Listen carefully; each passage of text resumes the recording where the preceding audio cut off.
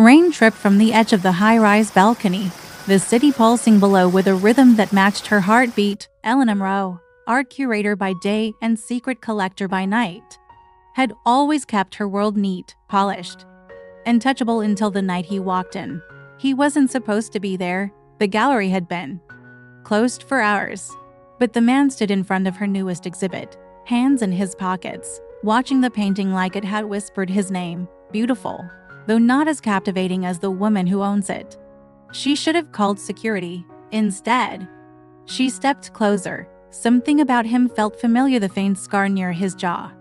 The way he looked at her as if he already knew too much. "I don't think we've met," Elena said, though her pulse betrayed her calm tone. "No," he murmured. "But we should have. I'm Adrian Vale, your new investor." The name hit her like static. Adrian Vale, heir to the Vale dynasty, ruthless, charming, dangerous. The kind of man her father had warned her about. And yet, as his gaze held hers, the city lights caught fire between them. "You shouldn't be here," she whispered. "Neither should you," he replied, stepping closer. But then, forbidden things are always the most tempting. When his fingers brushed hers, the world narrowed to the space between them and the shadow of something unspoken. Because hidden beneath Adrian's charm was a secret. One that could destroy her family's legacy and her heart. Elena didn't see Adrian again for 3 days, not until the night of the private auction. The city glittered like glass and gold outside the ballroom windows, but inside, beneath the chandelier's glow, everything felt brittle. She had tried to convince herself that what happened at the gallery was a mistake, a dangerous flirtation with a stranger she couldn't afford to want. But when she turned and saw him across the room, dressed in black, a silver mask obscuring half his face, her breath faltered. He was talking to her father.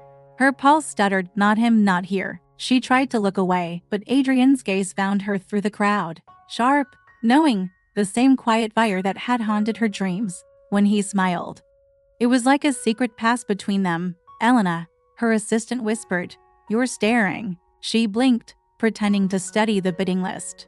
"I'm fine." She wasn't. Not when Adrian began walking toward her, every step unhurried and deliberate. "Miss Moreau," he said softly, bowing his head. "You look unforgettable tonight." "Mr. Vale," she replied, her voice careful. "I didn't expect to see you here." "Oh, I go where the art calls me." His eyes lingered on her face. "And lately, it seems all beauty leads to you." She wanted to laugh, to remind him that charm like his was a weapon. But something beneath his tone made her hesitate. Before she could respond, a shadow crossed her father's expression from across the room. He was watching. "Elena," Adrian murmured, following her gaze. "Does he know about us?" "There is no us," she hissed under her breath. Adrian leaned closer, his voice a whisper that brushed her skin. "Then, why does it feel like there is?" Her heart stuttered. "You should stay away from me." He smiled faintly. "I tried," but before she could answer, the auctioneer struck the gavel, and the final item of the night was revealed, a painting Elena had never authorized for sale. Her blood ran cold. The piece was from her private collection, one her mother had painted before her disappearance 15 years ago. "What is that doing here?" she whispered. Adrian's expression shifted, all trace of playfulness gone. "That's why I came tonight," he said quietly. "Because someone wants this piece sold, and your father isn't the one who submitted it." Elena froze around them. Applause rose as the bidding began, but she barely heard it. Her mother's initials shimmered in the corner of the canvas like a ghost signature. "How do you know that?" she asked. Adrian's gaze darkened.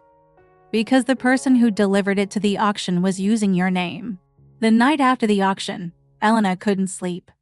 The city's neon glow spilled through her windows, slicing shadows across her sheets like the thoughts she couldn't quiet. Who would forge her name? Who would risk everything to sell her mother's painting? Her father had sworn he knew nothing, but his silence during the bidding said otherwise.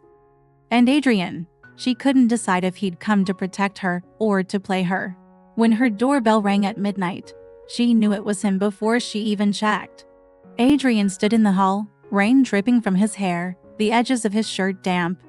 His presence filled the air before he spoke. "I shouldn't be here," he said. "Then don't be," she replied, though her voice trembled. He smiled faintly. "You don't mean that." When she didn't answer, he stepped closer. The air between them pulsed. Not soft or sweet, but charged, dangerous. "You think I forged your name?" he asked. "I don't know what to think. You think I'd betray you? You barely know me."